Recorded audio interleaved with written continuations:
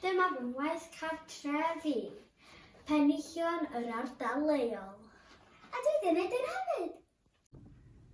Mae rhywbeth bach yn poeni pawb, nid yw yn ef ym mhobman. Yr hyn sy'n poeni'r ardal hon yw defaid William Morgan. Robert Jos Gwaith sy'n fachgen tlawd, ennill ei damau drwy'r gario blawd. Cario blawd a hindian corn, am ryw symthyn i elin hon. Tra bod llanw, tra bod rai, tra bod eglwys gan dy gai.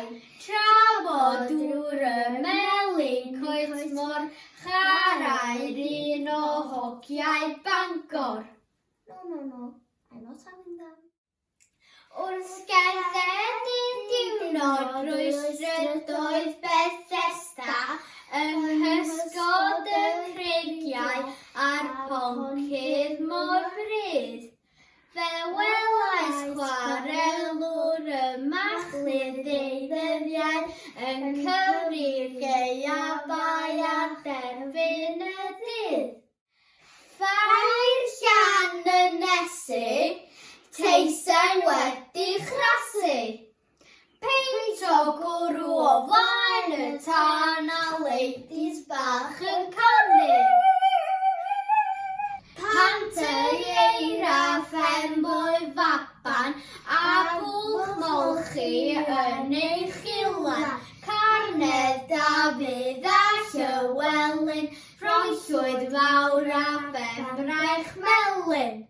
Os ewch chi siop Miss Griffith, mor fuan algysi, cewch fisiau gypsy brecwast o'r waith yn fad am ddydd.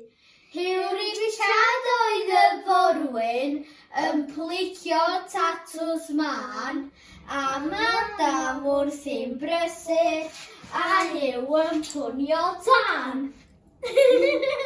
Wel e cawsom yn Bethesda, y pwdin gorau gaed erioed. Chlywodd yngna'r arglwydd Penrhyn, dim amdan o cyn ei ddod. Pwdin yw, di ei liw, y gorau brofodd neb yn fyw.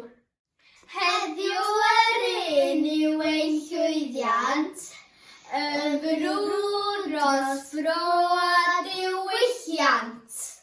Yn un